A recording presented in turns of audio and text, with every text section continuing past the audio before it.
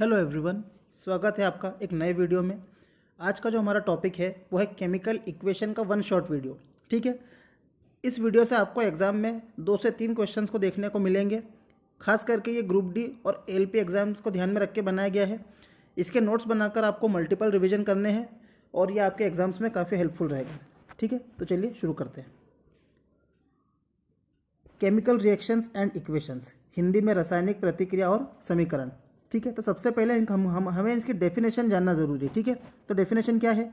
A chemical reaction is a change in which one or more substance or reactant react to form a new substance. ठीक है, कहने का मतलब ये है जब दो या दो से अधिक या कहे एक या एक से अधिक, ठीक है, रिएक्टेंट यानी दो चीज़ें मिलकर एक तीसरी चीज़ का निर्माण करें। ठीक है, और वो जो तीसरी चीज़ बनेगी वो उन दोनों चीज़ों से बिल्कुल अलग हो। ठीक है, तो उसको क्या कहेंगे? केमिकल रिएक्शन कहेंगे। हिंदी में क्या है? रासायनिक अभिक्रिया वह परिवर्तन है जिसमें एक या एक से अधिक पदार्थों या अभिकारक अभिक्रिया करके एक पूर्णतः भिन्न गुणों वाला नया पदार्थ बनाते हैं। ठीक है, जैसे कि यहाँ पे एक बेसिक इक्वेशन दे रखी है। क्या दे रखा है इसमें? सोडियम और H2O यानी पानी रिएक्शन करके NaOH और हाइड्रोजन गैस बना रहे हैं। ठीक है, तो जो S लिखा हुआ है, ये जो S लिखा हुआ है, S का मतलब होता है ठोस यानी सॉलिड। ठीक है, ये L जो लिखा हुआ है इसका मतलब होता है लिक्विड। एक्वस का मतलब होता है पानी में घुला हुआ, घुलनशील। और G का मतलब होता है गैस। तो कोष्टक यानी ब्रैकेट में हम लोग उसके स्टेट्स यानी अवस्था के बारे में लिखते हैं। ठीक है, तो इसको ध्यान रखिएगा। अगला, अब कोई भी केमिकल इक्वेशन होती है, कोई भी केमिकल रिएक्शन होती है, तो उसमें कुछ चीज़ हमें चेंज कर देखने को मिलता है। तो क्या क्या चेंज देखने को मिलता है, ध्यान रखना। सबसे पहले तो हमको चेंज ऑफ स्टेट यानी जो अभिक्रिया कर रहे हैं उनके जो अवस्था है उसमें बदलाव देखने को मिलेगा। उनमें कलर में चेंज देखने को मिलेगा यानी चेंज ऑफ कलर। हो सकता है उस रिएक्शन से गैस भी उत्पन्न हो तो एवोल्यूशन ऑफ गैस। हो सकता है उस रिएक्शन से टेम्परेचर कम या ज़्यादा भी हो सकता है तो उसको बोलेंगे चेंज ऑफ टेम्परेचर।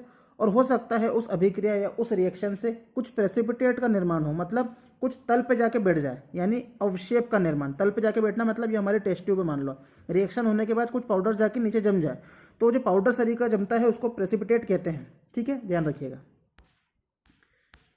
अब इक्वेशन को लिखने के कुछ तरीके होते हैं। ठीक है, तो पहला तरीका जो होता है उसको कहते हैं हम वर्ड इक्वेशन। वर्ड इक्वेशन का मतलब जो भी अभिक्रिया कर रहे हैं उनका सीधे नाम लिख दो। जैसे मीथेन प्लस ऑक्सीजन मिलकर कार्बन डाइऑक्साइड और वाटर बना रहे हैं। ठीक है, इसको शब्द समीकरण भी कहते हैं। ठीक, अगला, अगर इन्हीं का मैंने केमिकल फॉर्मूला, ठीक है, केमिकल रासायनिक संरचना लिख दी तो उसको क्या कहेंगे? Chemical equation. जैसे मीथेन को CH4 बोलते हैं, ऑक्सीजन को O2 बोलते हैं, वो रिएक्शन करके CO2 और H2O बनाएगा। ठीक है, आगे, अब एक होती है स्केलेटल केमिकल इक्वेशन। जैसे कि आप ऊपर देख रहे हैं कि हमने एक इक्वेशन लिखी है। ठीक, तो उस इक्वेशन में एक होता है लेफ्ट हैंड साइड, एक होता है राइट हैंड साइड। ठीक है, तो लेफ्ट हैंड साइड में जितने भी तत्व हैं उतने ही तत्व राइट हैंड साइड पे अगर हैं तो वो इक्वेशन कहलाएगी बैलेंस्ड इक्वेशन। क्या कहलाएगी? बैलेंस्ड, संतुलित। और अगर वो संतुलित नहीं है तो उसको क्या कहेंगे? Skeletal chemical equation. ठीक है, जो संतुलित नहीं है उसको स्केलेटल केमिकल इक्वेशंस बोलेंगे। ठीक है, नोट्स में देखिए, reactants and product quantity not same on both side of equation, यानी कंकाल रासायनिक समीकरण क्या होता है? समीकरण के दोनों और अभिकारक और उत्पाद की मात्रा समान नहीं होती है। ठीक है, तो समान करने के लिए हम क्या करेंगे? उसको हम बैलेंस्ड करेंगे। ठीक है, तो देखो, सबसे पहले मैंने एक कंकाल रासायनिक समीकरण लिखा है कि H2 और Cl2 मिलके HCl बन रहा है। ठीक है, अब देखो लेफ्ट हैंड साइड में हाइड्रोजन कितने हैं? 2। क्लोरीन कितने हैं? 2। लेकिन राइट हैंड साइड पर हाइड्रोजन 1 है, क्लोरीन 1 है, तो ये बराबर नहीं है। इसका मतलब ये क्या है? हमारी कंकाल रासायनिक समीकरण या स्केलेटल केमिकल इक्वेशन। ठीक है, हमें इसको बैलेंस करना पड़ता है। तो बैलेंस केमिकल इक्वेशन क्या होती है? तो रिएक्टेंट और product quantity same on both side of equation, यानी इक्वेशन के दोनों तरफ दोनों जो अभिकारक होते हैं वो सेम होते हैं। जैसे यहाँ पे हाइड्रोजन के 2 एटम है, यहाँ क्लोरीन के 2 एटम है। अब देखो यहाँ पे हाइड्रोजन भी 2 है और क्लोरीन भी 2 है। ठीक है, तो ये कैसी इक्वेशन है? बैलेंस्ड इक्वेशन है। ठीक है, तो सबसे पहला क्वेश्चन जो पेपर में आता है इक्वेशन को बैलेंस करने का आता है। ठीक है, तो अब जब आप क्वेश्चन सॉल्व करेंगे तो आपको बैठ के बैलेंस नहीं करना है, आपको ऑप्शन से चेक करना है। ऑप्शन के अंदर तत्वों को बैलेंस करके देखना है। ठीक है, तो सबसे पहले मैंने दिया कि ये इक्वेशन है Na और H2O मिला के NaOH और H2 बना रहे हैं। ठीक है, तो देखो सबसे पहले तो हमें क्या दिख रहा है? इस तरफ सोडियम कितना है? 1 है। इधर सोडियम कितना है, 1 है, बैलेंस करने की जरूरत नहीं है। ठीक है, अगला इधर हाइड्रोजन कितने हैं, 2 है, इधर हाइड्रोजन कितने हैं, 2 और 1 3 है इधर हाइड्रोजन। ठीक है, तो हमें इसको बैलेंस करना पड़ेगा।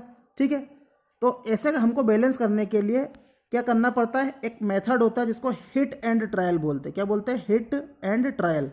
हिट एंड ट्रायल का मतलब हमको अलग अलग संख्या यहाँ पे रखनी पड़ती है और फिर बैलेंस करके देखना पड़ता है। ठीक है, तो हमें ये हिट एंड ट्रायल एग्जाम में नहीं करना है, हमको सीधे ऑप्शन में देखना है और ऑप्शन में देख के कंपेयर करना है कि तत्वों के जो एटम है वो सेम है कि नहीं। तो मान लो ये ऑप्शन में अगर ये इक्वेशन होती तो यहाँ पे पता चल रहा है कि यहाँ पे अगर 2 सोडियम है तो यहाँ पे भी 2 सोडियम है, यहाँ पे 2 और 2 4, यहाँ पे 4 हाइड्रोजन है। तो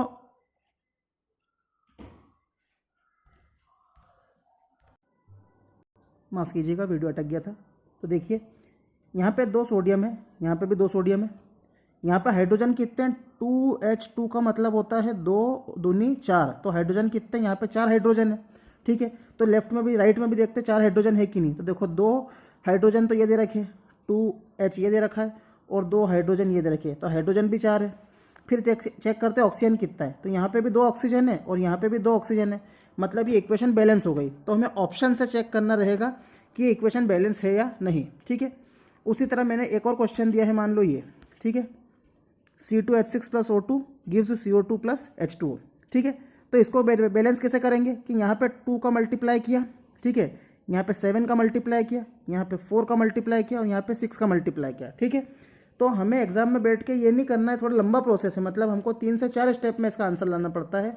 हमको सीधे एग्जाम में क्या करना है, ऑप्शन उठाना है, 4 प्रकार के ऑप्शन दिए रहेंगे अलग अलग, हमें वो ऑप्शन देखना है जिसमें एटम यानी जो इनके तत्व हैं, इनकी जो संख्या है वो क्या रहेगी, समान रहेगी। ठीक है, तो ये आंसर दे रखा है, इसको आप एक बार देख सकते हैं। फिर भी नहीं समझ में आया तो आपको मेथड में अगले वीडियो में समझा दूंगा। अब आपको एक होमवर्क दिया जा रहा है जिसमें आपको ये केमिकल इक्वेशंस को बैलेंस करना है हिट एंड ट्रायल मेथड से। ठीक है, ना समझ में आए तो बताना, ये होमवर्क है, ये पेपर में आ सकता है। ठीक है, एग्जाम में हमको ऑप्शन से ही सॉल्व करना, ध्यान रखिएगा, हिट एंड ट्रायल नहीं लगाना है, ऑप्शन से ही सॉल्व करना है, ऑप्शन को उठाना है और बैलेंस करके देखना है, जो ऑप्शन सेट हो जाए वो आंसर है। ठीक है, अगला, अब अगला जो है हमारा types of chemical reaction, chemical reaction के प्रकार क्या क्या है। ठीक है, तो देखो सबसे पहली जो रिएक्शन होती है वो कॉम्बिनेशन रिएक्शन, दूसरी जो होती है डीकम्पोजिशन रिएक्शन, तीसरी होती है डिस्प्लेसमेंट रिएक्शन। डिस्प्लेसमेंट रिएक्शन में ही एक प्रकार की रिएक्शन होती है जिसको डबल डिस्प्लेसमेंट रिएक्शन भी कहते हैं, जो आगे डिस्कस करूंगा।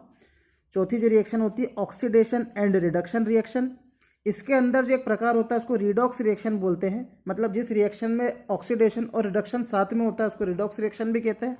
और पांचवी जो रिएक्शन होती है वो एक्सोथर्मिक एंड एंडोथर्मिक रिएक्शन होता है, इसको ध्यान रखिएगा।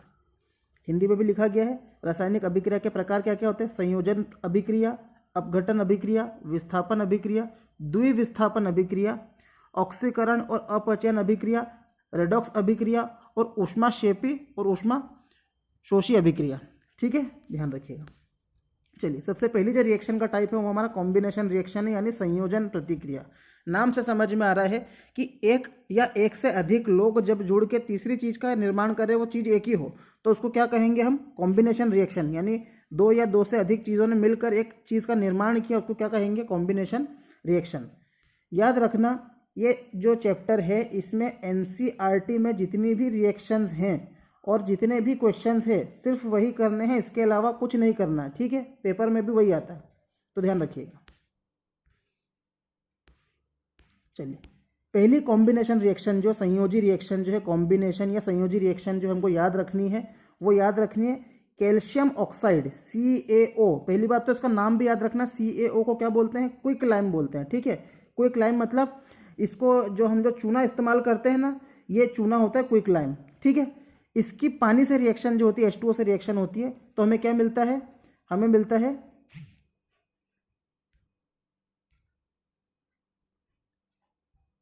मिलता है कैल्शियम हाइड्रोक्साइड यानी CaOH होल ग्रुप ट्वाइस। इसको बुझा हुआ चूना भी कहते हैं। ठीक है, बुझा हुआ चूना भी कहते हैं, ध्यान रखिएगा। ठीक है, और साथ में क्या उत्पन्न होती है, हीट मिलती है। ठीक है, तो इसमें क्या हो रहा है, 2 अलग अलग लोग मिलकर तीसरे चीज का निर्माण कर रहे हैं, तो इसको क्या कहते हैं हम, कॉम्बिनेशन रिएक्शन यानी संयोजी रिएक्शन। इस रिएक्शन को याद रखना है। ठीक है, ये रिएक्शन पेपर में डायरेक्ट आती है। ठीक है, तो इसको ध्यान रखिएगा। अगली जो कॉम्बिनेशन रिएक्शन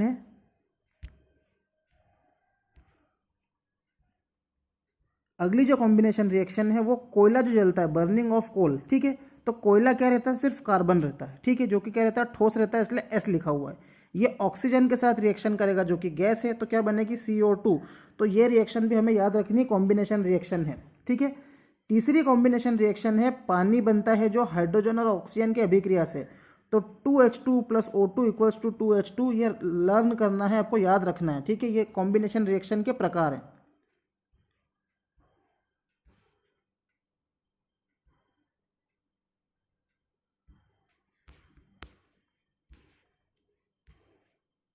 चलिए, अब और एग्जाम्पल जो दे रखे हैं उनको देख लीजिए एक बार। जो हमारी नेचुरल गैस होती है, जो हमारे खाना बनाने की गैस होती है, उसको बोलते हैं मीथेन। क्या बोलते हैं, मीथेन। इसको बोलते हैं CH4। जब ये ऑक्सीजन से रिएक्शन करती है तो CO2 बनता है और पानी बनता है। इसको भी आपको क्या करना है, लर्न करना है, याद करना है, ठीक है। अब एक और बात, जो हम सांस लेते हैं, तो देखिए सांस लेते हैं तो हमारे शरीर में क्या आती है, गर्मी उत्पन्न होती है। तो हम जो रेस्पिरेशन करते हैं, रेस्पिरेशन यानी श्वसन, ठीक है। तो जो श्वसन करते हैं वो क्या है, एक प्रकार की एक्सोथर्मिक प्रोसेस है। एक्सोथर्मिक प्रोसेस का मतलब होता है ये ऊष्मा बाहर निकलती है, इससे ऊष्मा बाहर निकलती है, ठीक है। बॉडी गर्मी उत्पन्न करती है, तो ये ऊष्मा निकलती है इसमें से, तो ध्यान रखिएगा, ये बहुत काम की चीज़ है।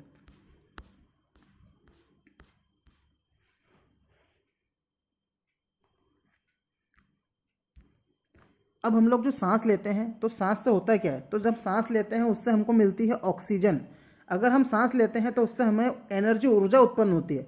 तो हम जो खाना खाते हैं उसमें क्या रहता है, ग्लूकोज रहता है। ग्लूकोज का फॉर्मूला याद रखिएगा, पेपर में आता है C6H12O6, ये ग्लूकोज का फॉर्मूला होता है। ग्लूकोज की ऑक्सीजन से रिएक्शन को ही क्या कहा जाता है, रेस्पिरेशन यानी श्वसन। तो इससे क्या मिलता है, 6CO2 + 6H2O, ठीक है। तो इसको ध्यान रखिएगा। अब इसमें क्या काम का, अपने काम का क्या है, इसमें एनर्जी जो उत्पन्न हो रही है, ये हमारी ऊर्जा, हमारी बॉडी को ऊर्जा प्रदान करती है। यही ऊर्जा क्या होती है, हीट होती है, यानी ऊष्मा होती है, ठीक है। एक और एग्जांपल जो है वो हमको याद रखना है कि decomposition of vegetable matter into compost. जो भी हमारी सब्जी भाजी होती है, जो सड़ जाती है तो वो कंपोस्ट बनती है, ठीक है, खाद बन जाती है। ये भी एक प्रकार की एक्सोथर्मिक रिएक्शन है, मतलब इससे भी गर्मी उत्पन्न होती है, ठीक है। तो इसको भी ध्यान रखिएगा। अब NCERT में कुछ एक्टिविटी बेस्ड क्वेश्चन आते हैं कि जो हमको एक्सपेरिमेंट करने पड़ते हैं, ठीक है। तो इसमें पहला एक्टिविटी बेस्ड क्वेश्चन क्या है कि जो चूना होता है, जिसको हम क्या करते हैं, कैल्शियम ऑक्साइड, इसकी पानी से रिएक्शन करवाते हैं। चूने को पानी में मिलाते हैं तो हमको calcium hydroxide CaOH whole group twice मिलता है, जिसको बुझा हुआ चूना यानी स्लेक्ड लाइम बोलते हैं। क्या बोलते हैं, स्लेक्ड लाइम बोलते हैं, ठीक है। अब इससे क्या की जाती है, हम दीवार पे पुताई करते हैं, दीवार पे हम लोग रंगाई पुताई करते हैं, ठीक है। तो हमने जब दीवार पे रंगाई पुताई की तो हमारी दीवार पे क्या आ गया, कैल्शियम हाइड्रोक्साइड की एक परत बन गई, ठीक है। अब हवा में क्या होता है, कार्बन डाइऑक्साइड होता है। हवा में क्या होता है, कार्बन डाइऑक्साइड होता है। तो जैसे ही हम कैल्शियम हाइड्रोक्साइड की पुताई करते हैं, बुझे हुए चूने की पुताई करते हैं, उससे हवा की कार्बन डाइऑक्साइड रिएक्शन करती है और 5 या 6 दिन के अंदर जो हमारी दीवार रहती है वो चिकनी हो जाती है, शाइनी हो जाती है। वो शाइनी क्यों होती है, क्योंकि उस दीवार पर इस रिएक्शन के कारण कैल्शियम कार्बोनेट एक परत बन जाता है, जो हमारा बुझा हुआ चूना और कार्बन डाइऑक्साइड रिएक्शन करते हैं। तो ये कैल्शियम कार्बोनेट के कारण हमारी दीवार कैसी दिखाई देती, शाइनी यानी चिकनी दिखाई देती है। तो ये एक्टिविटी बेस्ड क्वेश्चन है, पेपर में आता है, इसको ध्यान रखिएगा। चलिए, अगली रिएक्शन है डीकम्पोजिशन रिएक्शन यानी अपघटन अभिक्रिया। A reaction in which single reactant break into multiple product on application of external factors. मतलब अब क्या होगा, कॉम्बिनेशन रिएक्शन का उल्टा। कॉम्बिनेशन रिएक्शन में एक से अधिक लोग मिलकर एक चीज़ का निर्माण कर रहे थे। डीकम्पोजिशन रिएक्शन में एक व्यक्ति जो है या एक जो कंपाउंड है, एक जो पदार्थ है, वह 2 या 2 से अधिक चीज़ों में टूट जाएगा। इसको बोलते हैं डीकम्पोजिशन रिएक्शन, ठीक है, ध्यान रखिएगा। एक अभिक्रिया जिसमें एकल अभिकारक बाहरी कारणों के अनुप्रयोग द्वारा अनेक उत्पादों में टूट जाता है, ठीक है, इसको ध्यान रखिएगा। इसकी जो एक सबसे फेमस रिएक्शन है वो क्या है, तो देखो, एक फेरस सल्फेट होता है। क्या होता है, फेरस सल्फेट होता है। पहली बात तो पेपर में इसका कलर पूछा जाता है, फेरस सल्फेट का कलर क्या होता है, तो लिख लेना फेरस सल्फेट का कलर होता है ग्रीन। पहली बात तो ये याद रखनी, फेरस सल्फेट का कलर होता है ग्रीन। दूसरा, फेरस सल्फेट को जब हम हीट करेंगे, ऊर्जा प्रदान करेंगे, तो ये Fe2O3 यानी फेरिक ऑक्साइड, सल्फर डाइऑक्साइड यानी SO2 और सल्फर ट्राइऑक्साइड यानी SO3 में टूट जाता है। ठीक है, तो इसमें क्या हुआ, एक पदार्थ एक से अधिक पदार्थ में टूट रहा है, इसको बोलते हैं डीकम्पोजिशन रिएक्शन। ठीक है, अगला, ये जो बाकी चीज़ें लिखी है आपको पढ़ने की ज़रूरत नहीं है, ये पढ़ने की ज़रूरत नहीं है, ये पढ़ने की ज़रूरत नहीं है, ये पढ़ने की ज़रूरत नहीं है। ठीक है, चाहे तो आप पढ़ सकते हैं, जो मैंने बताया वही चीज़ है, बाकी इग्नोर कर सकते हैं। अब इस क्वेश्चन से हमको एक चीज़ और जानकारी मिली कि जो फेरस सल्फेट के आगे कई बार ऐसा लिखा रहता है .7H2O, या और कोई भी पदार्थ होगा उसके आगे .6H2O 7H2O ऐसा लिखा रहेगा।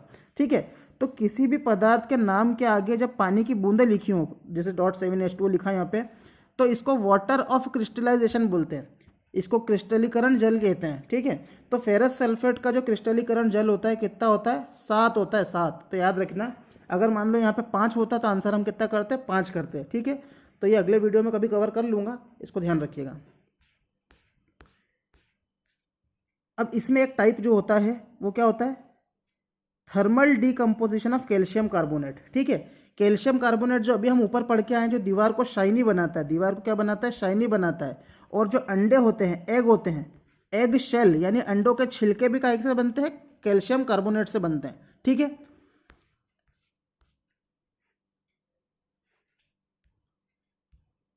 एक बात याद रखिएगा, कैल्शियम ऑक्साइड को लाइम भी कहते हैं यानी चूना, या क्विक लाइम भी कहते हैं। ठीक है, ये सीमेंट बनाने में काम आता है, इसको नोट कर लीजिएगा। ठीक है, थर्मल डीकम्पोजिशन का मतलब क्या होता है, हम ऊर्जा दे के किसी भी चीज़ को दो चीज़ों में तोड़ देते हैं। तो मैंने क्या बोला, CaCO3 यानी कैल्शियम कार्बोनेट, इसको लाइम स्टोन भी आम भाषा में बोला जाता है।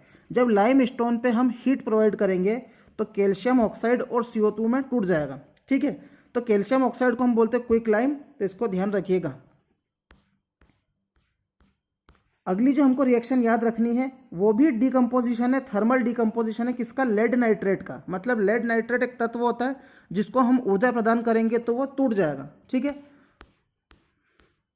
तो इस इक्वेशन को याद रखिएगा कि lead nitrate 2PbNO3 whole group twice, इसको आपको लिख लिख के याद करना है तो ही याद होगी, पेपर में आती है। Lead nitrate 2PbNO3 whole group twice जो सॉलिड होता है, इसको हमने ऊर्जा प्रदान की तो क्या बनेगा इससे, लेड ऑक्साइड यानी PbO और नाइट्रोजन डाइऑक्साइड यानी NO2 और ऑक्सीजन। ठीक है, इस क्वेश्चन से एक क्वेश्चन और आता है कि लेड नाइट्रेट को जब हम तोड़ते हैं, डीकम्पोज करवाते हैं, ठीक है, तो उससे हमें एक भूरे कलर की, ब्राउन कलर की गैस उत्पन्न होती है, उसका नाम बताइए। तो उस गैस का नाम है नाइट्रोजन डाइऑक्साइड, ये पेपर में आया हुआ सवाल। तो इससे हमको ऑब्जर्वेशन क्या देखने को मिली कि इस रिएक्शन के कारण हमको ब्राउन फ्यूम्स यानी भूरे कलर की गैसें मिलती हैं। वो भूरे कलर की गैस कौन सी होती है, नाइट्रोजन डाइऑक्साइड NO2। ठीक है, हिंदी में भी लिखा है, देख सकते हैं। अभी जो हम डीकम्पोजिशन रिएक्शन पढ़ रहे हैं उसके अंदर जो तीसरी रिएक्शन आती है वो आती है इलेक्ट्रोलिसिस ऑफ वाटर यानी जल का विद्युत अपघटन। ये क्या होता है, तो इसमें एक एक्सपेरिमेंट है NCERT का कि एक पानी को एक बर्तन के अंदर रख के इसके अंदर से बिजली पास करवाई जाती है। ठीक है, बिजली पास करवाने से पानी क्या होता है, टूट जाता है। ठीक है, तो इसको ध्यान रखिएगा, पानी टूट जाता है। तो इलेक्ट्रोलिसिस ऑफ वाटर जो होता है, इलेक्ट्रोलिसिस ऑफ वाटर जो होता है, ये एक प्रकार से क्या है, डीकम्पोजिशन रिएक्शन है। ठीक है, ये एक्सपेरिमेंट आपको ध्यान नहीं रखना है, सिर्फ ये याद रखिएगा कि इलेक्ट्रोलिसिस ऑफ वाटर क्या है, एक डीकम्पोजिशन रिएक्शन है। ठीक है, अगला, डीकम्पोजिशन रिएक्शन का एक प्रकार होता है कि एक तत्व पड़ा है, उसके ऊपर जब सूर्य की ऊर्जा पड़ेगी, सनलाइट पड़ेगी, तो वो दो चीज़ों में टूट जाएगा। इसको फोटोलिसिस भी कहते हैं या फोटोकेमिकल डीकम्पोजिशन भी कहते हैं। हिंदी में फोटोलिसिस कहेंगे और फोटो रासायनिक अपघटन कहेंगे। ठीक है, इसके एग्जाम्पल हर बार पेपर में पूछे जाते हैं। ये एग्जाम्पल दिया है कि मान लो हमने एक बर्तन के अंदर सिल्वर क्लोराइड नाम का तत्व रखा है, सिल्वर क्लोराइड। ठीक है, जैसे ही इस पर लाइट पड़ेगी सिल्वर क्लोराइड टूट जाएगा। ठीक है, तो जो सिल्वर क्लोराइड है वो सूरज की ऊर्जा पड़ते ही कौन से कलर का हो जाएगा, ग्रे कलर का हो जाएगा। ये भी याद रखना, पेपर में आया है कि सिल्वर क्लोराइड पे सूर्य की ऊर्जा पड़ेगी तो वो ग्रे कलर का हो जाता है। क्यों ग्रे कलर का हो जाता है, क्योंकि सिल्वर क्लोराइड जो है वो टूट के सिल्वर बन जाता है और सिल्वर का कलर कैसा रहता है, ग्रे रहता है। ठीक है, तो इसको ध्यान रखिएगा। यहाँ भी लिखा हुआ है, एक एक नोट्स काम का, इसको पूरा नोट करना है आपको कि सिल्वर क्लोराइड ग्रे बन जाता है जब उस पर सनलाइट पड़ती है, क्योंकि सिल्वर क्लोराइड सिल्वर में और क्लोरीन में टूट जाता है लाइट पड़ने के कारण। ठीक है, हिंदी में भी लिखा है, इसको आप देख सकते हैं।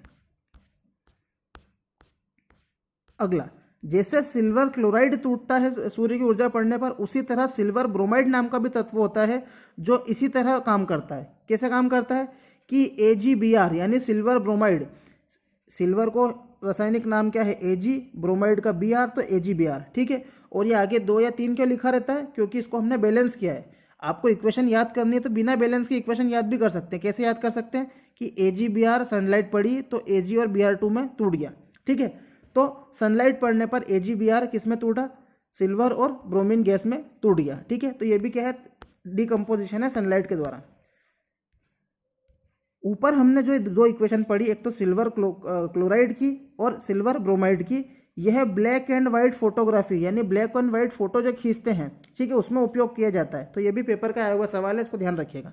ठीक है, अगला, अब अभी तक हम जो पढ़ रहे थे उसमें पढ़ रहे थे कि रिएक्शन होने के कारण ऊर्जा बाहर निकलती है यानी एक्सोथर्मिक होती है। क्या होती है, एक्सोथर्मिक यानी ऊष्मा बाहर निकलती है। लेकिन एक रिएक्शन ऐसी लिखी है जिसमें ऊष्मा अंदर जाती है और वो चीज़ ठंडी हो जाती है। ठीक है, तो वो रिएक्शन किसकी होती है, याद रखिएगा, बेरियम हाइड्रोक्साइड और अमोनियम क्लोराइड जब रिएक्शन करते हैं तो बनता है बेरियम क्लोराइड, अमोनिया गैस और वाटर। ठीक है, यह रिएक्शन एंडोथर्मिक है। एंडोथर्मिक का मतलब वो जो मिक्सचर है ठंडा हो जाता है, तापमान में कमी आती है। ठीक है, इसको ध्यान रखिएगा।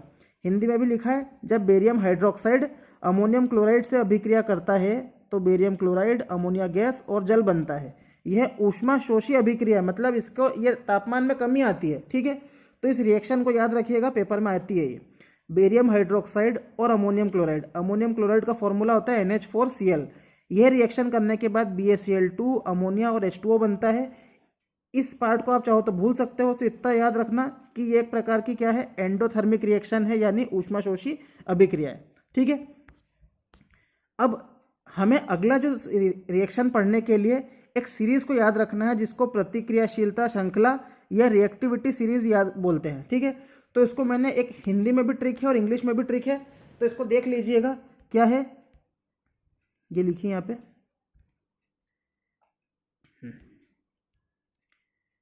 Please stop calling me a careless zebra, instead try learning how copper saves gold. इसको याद रखना है। P का मतलब पोटेशियम, S का मतलब सोडियम, C यानी कैल्शियम, M यानी मैग्नीशियम, A मतलब एल्यूमिनियम, C मतलब कार्बन, Z मतलब जिंक, I मतलब आयरन, T मतलब टिन, L मतलब लेड, H मतलब हाइड्रोजन, कॉपर की जगह कॉपर, S की जगह सिल्वर और G की जगह गोल्ड।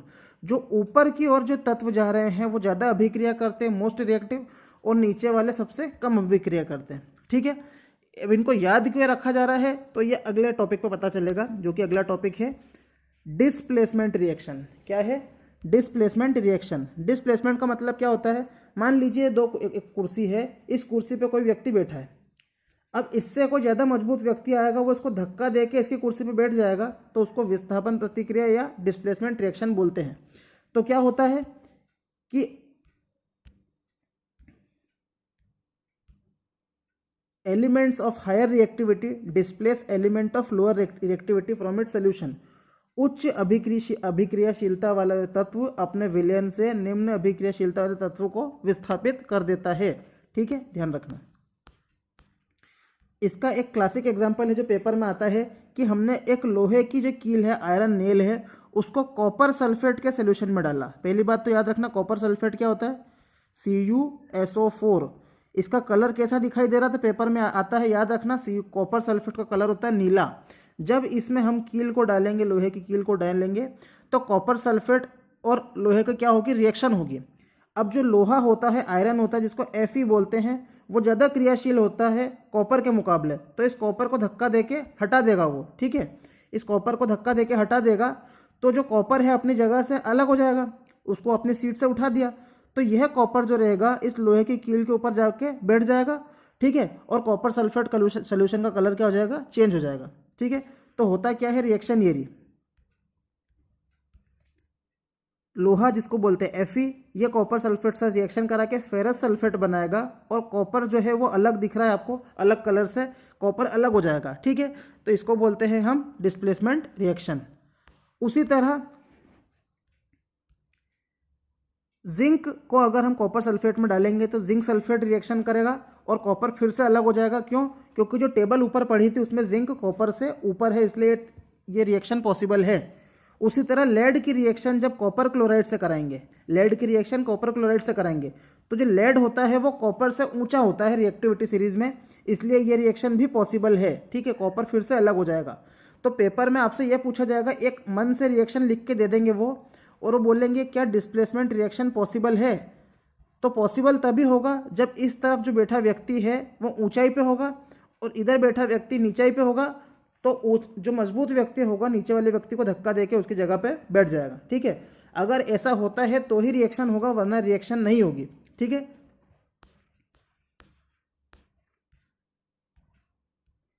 अगली जो रिएक्शन है वो डबल डिस्प्लेसमेंट रिएक्शन है, यानी द्विविस्थापन अभिक्रिया।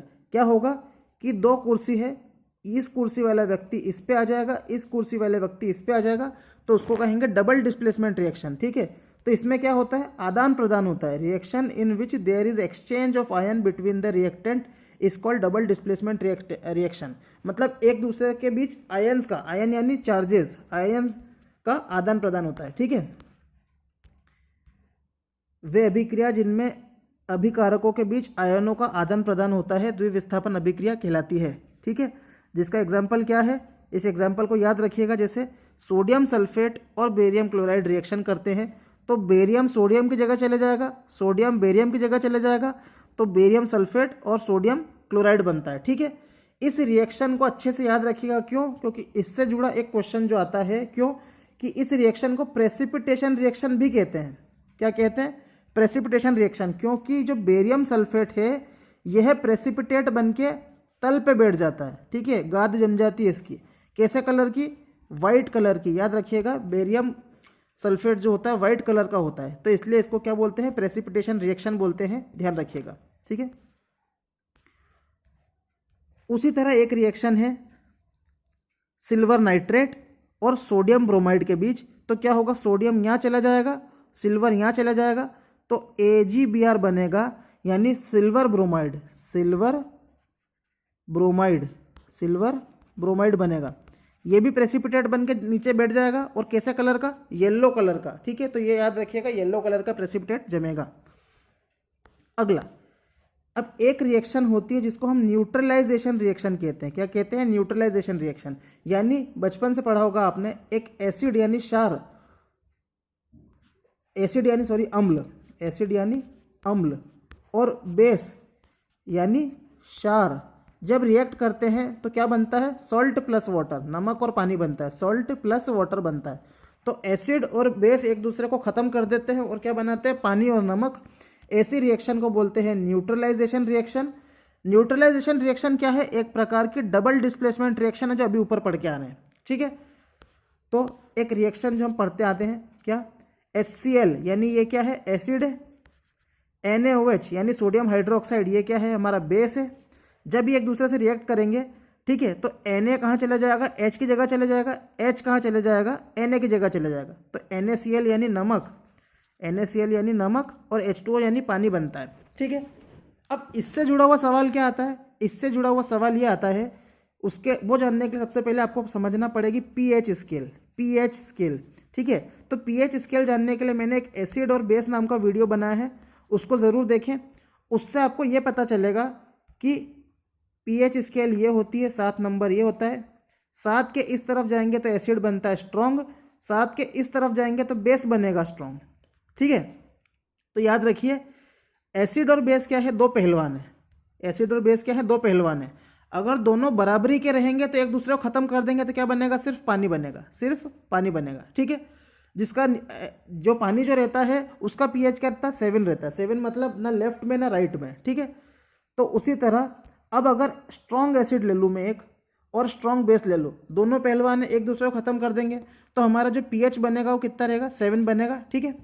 अगर मैंने स्ट्रॉन्ग एसिड यानी एसिड का पहलवान ले लिया और वीक बेस यानी कमजोर बेस को ले लिया, तो जीतेगा कौन? स्ट्रॉन्ग एसिड जीतेगा, ठीक है। तो हमारा जो नमक बनेगा वो कैसा नमक बनेगा? एसिडिक नमक बनेगा, एसिडिक सॉल्ट, यानी उसका पीएच 7 से इस तरफ लेफ्ट की तरफ यानी 7 से कम रहेगा। ठीक है, उसी तरह अगर हमने वीक एसिड लिया, मतलब एसिड की तरफ से वीक लिया और बेस की तरफ से उनका सबसे स्ट्रॉन्ग पहलवान लिया यानी कि स्ट्रॉन्ग बेस लिया, तो हमारा जो नमक बनेगा कैसा बनेगा? बेसिक सॉल्ट बनेगा, बेस क्षारीय नमक बनेगा। ठीक है, जिसका पीएच 7 से ज़्यादा होगा, तो इसको ध्यान रखिएगा। अगली जो रिएक्शन है वो ऑक्सीडेशन एंड रिडक्शन रिएक्शन यानी ऑक्सीकरण और अपचयन अभिक्रिया। ठीक है, तो इसके लिए कुछ पॉइंट्स मैं लिख के लाया हूँ, उसको देखिएगा। ऑक्सीडेशन तब माना जाता है जब किसी पदार्थ के अंदर ऑक्सीजन ऐड हो, यानी ऑक्सीजन किसी पदार्थ में मिलाई जाए तो ऑक्सीडेशन कहलाएगा। अगर किसी पदार्थ से हाइड्रोजन हटाया जाए, है ना, हटाया जाए तो भी ऑक्सीडेशन कहलाएगा। अगर किसी पदार्थ में इलेक्ट्रॉन हटाए जाएं, क्या हटाए जाएं, तो वो क्या कहलाएगा? ऑक्सीडेशन कहलाएगा। ठीक है, तो याद रखना ऑक्सीडेशन का मतलब या तो ऑक्सीजन का जुड़ना या हाइड्रोजन का हटना या इलेक्ट्रॉन का हटना। ठीक है, इन तीनों भेदों को याद रखना ज़रूरी है, कंपलसरी है। ठीक है, हिंदी में भी लिखा, आप देख सकते हैं। उसी तरह रिडक्शन जो होता है वो ऑक्सीडेशन का उल्टा होता है। ऑक्सीडेशन में क्या बोला? ऑक्सीजन का जुड़ना। रिडक्शन का मतलब ऑक्सीजन का रिमूव होना, ऑक्सीजन का रिमूव होना। ऑक्सीडेशन में कहा था कि हाइड्रोजन क्या होता है? रिमूव होता है। तो रिडक्शन में क्या होता है? हाइड्रोजन क्या होता है? ऐड होता है। रिडक्शन में हाइड्रोजन ऐड होता है। ठीक है, ऑक्सीडेशन में कहा था कि इलेक्ट्रॉन का लूज होता है, इलेक्ट्रॉन घटा होता है। रिडक्शन के अंदर इलेक्ट्रॉन का क्या होता है? हमको फायदा होता है, इलेक्ट्रॉन हमें मिलता है। ठीक है, ध्यान रखिएगा। जैसे एक रिएक्शन है, क्वेश्चन में पूछा जाएगा कौन ऑक्सीडाइज हो रहा है, कौन रिड्यूस हो रहा है, ये पूछा जाएगा। ठीक है, तो देखो यहाँ पे क्या दिख रहा है? कॉपर दिख रहा है और ऑक्सीजन दिख रहा है। इन दोनों की रिएक्शन होगी तो क्या बनेगा? कॉपर ऑक्साइड बनेगा। तो देखो कॉपर यहाँ पे है, इस कॉपर में ऑक्सीजन जुड़ रहा है, ऑक्सीजन जुड़ रहा है, इसका मतलब ये कौन सी रिएक्शन है? ऑक्सीडेशन हो रहा है। इसमें क्या हो रहा है? ऑक्सीकरण हो रहा है। ठीक है, ध्यान रखिएगा।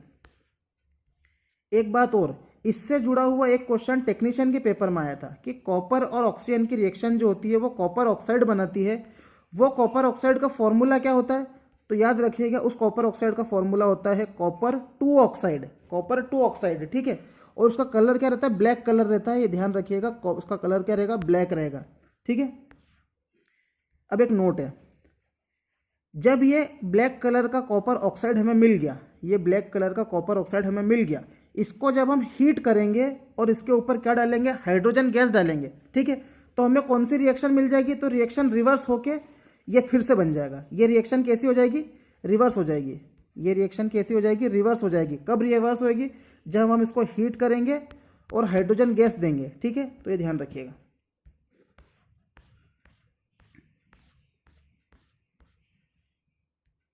ये रिवर्स रिएक्शन, जब कॉपर ऑक्साइड, इसका कलर क्या होता है? ब्लैक, इस पर हाइड्रोजन डालेंगे और हीट डालेंगे तो हमें फिर से कॉपर मिल जाएगा। ठीक है, इसको ध्यान रखिएगा। अब इस रिएक्शन में क्या हो रहा है? ये कॉपर ऑक्साइड है, इसके अंदर ऑक्सीजन है और इसको हाइड्रोजन से जब रिएक्शन कराएंगे तो कॉपर ऑक्साइड का ऑक्सीजन क्या हो गया? घाटा हो गया। ठीक है, ऑक्सीजन का घाटा मतलब इस बार क्या हो रहा है? कॉपर रिड्यूस हो रहा है। ठीक है, कॉपर ऑक्साइड क्या हो रहा है? रिड्यूस हो रहा है। ठीक है, इसको ध्यान रखिएगा। इस रिएक्शन के अंदर कॉपर हो रहा है रिड्यूस, हाइड्रोजन, हाइड्रोजन के पास देखो यहाँ पे ऑक्सीजन नहीं है, लेकिन यहाँ पे हाइड्रोजन के पास ऑक्सीजन आ गया, तो हाइड्रोजन का हो रहा है ऑक्सीकरण, कॉपर का हो रहा है रिडक्शन यानी घाटा। तो इस रिएक्शन को हम क्या बोलेंगे? रिडॉक्स रिएक्शन बोलेंगे। क्यों? क्योंकि ऑक्सीडेशन भी हो रहा है, रिडक्शन भी हो रहा है एक ही इक्वेशन के अंदर। ठीक है, तो इसको ध्यान रखिएगा। ये इक्वेशन लिखी हुई है कि कॉपर ऑक्साइड से हमने ऑक्सीजन छीन लिया, उसका क्या हो गया? रिडक्शन यानी घाटा। उसी तरह हाइड्रोजन में हमने ऑक्सीजन को जोड़ दिया तो उसको क्या हो रहा है? ऑक्सीडेशन। जिस रिएक्शन में ऑक्सीडेशन और रिडक्शन साथ में हो उसको क्या बोलते हैं? रिडॉक्स रिएक्शन बोलते हैं। ठीक है, रिडॉक्स रिएक्शन के कुछ एग्जाम्पल दे रखे हैं, इसको आप चाहे तो याद कर सकते हैं, चाहे तो समझ सकते हैं कि किसमें ऑक्सीजन का घाटा हो रहा है, किसमें नहीं हो रहा है। ठीक है, ये रिएक्शन को आपको ध्यान रखना है। अब जो दो प्रकार की रिएक्शन होती है, एक होती है एक्सोथर्मिक और एक होती है एंडोथर्मिक। एक्सोथर्मिक का मतलब जिसमें हीट निकलती है, ऊर्जा निकलती है, उसको बोलते हैं एक्सोथर्मिक, और जिसमें हीट सोख ली जाती है उसको क्या बोलते हैं? एंडोथर्मिक। ठीक है, the reaction in which evolution of heat takes place, उसको क्या बोलते हैं, ऊष्माक्षेपी। एग्जाम्पल क्या है, रेस्पिरेशन यानी हम सांस लेते हैं वो, और डीकम्पोजिशन ऑफ वेजिटेबल मैटर यानी कोई चीज़ सड़ती है तो वो भी क्या एक्सोथर्मिक होती है यानी ऊष्माक्षेपी होती है।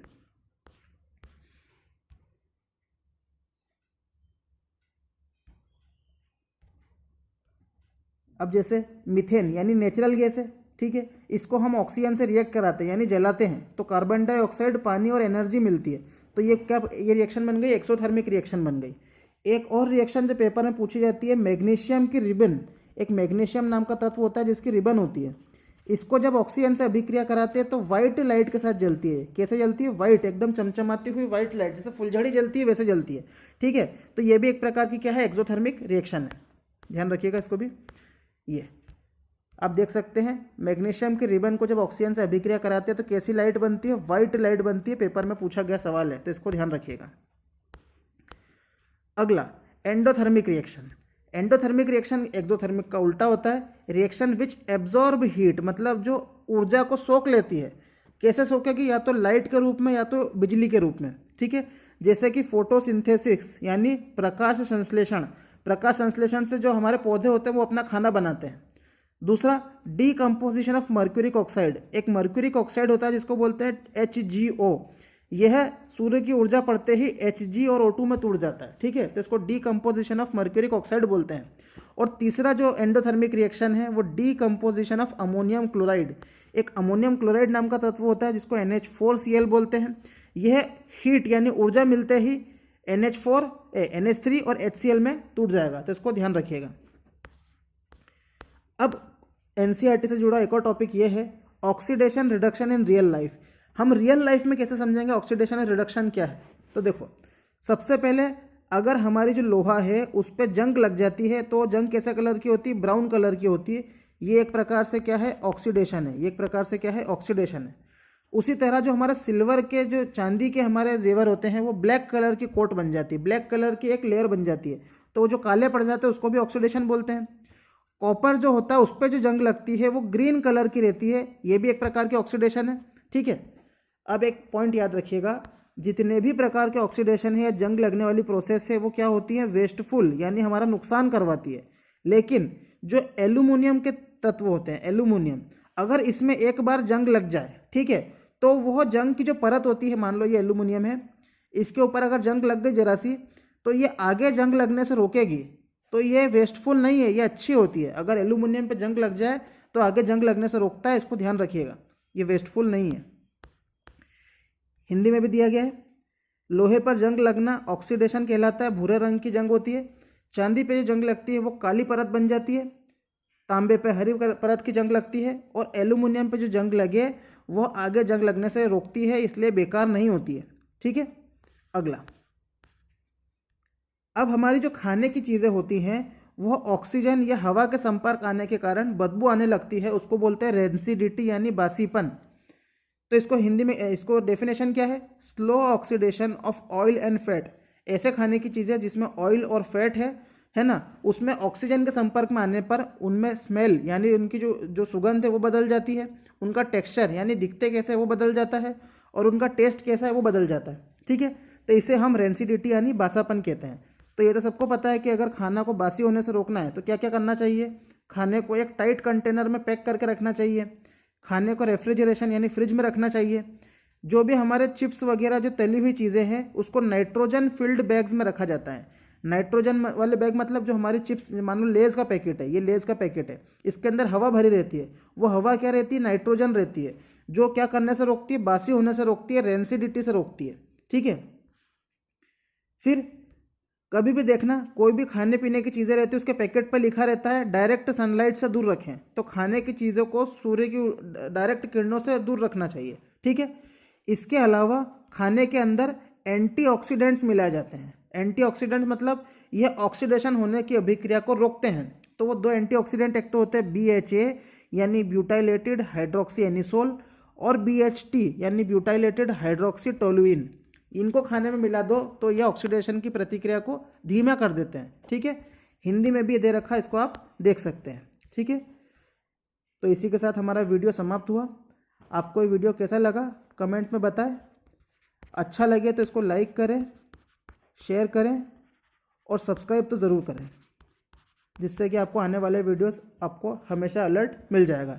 इस वीडियो को आप रिवीजन कीजिए, नोट्स बनाइए, 2 से 3 बार रिवीजन करने पर आपको ये अच्छे से रिवाइज हो जाएगा। पेपर में आपको कम से कम 2 क्वेश्चन इसके देखने को मिलेंगे। धन्यवाद।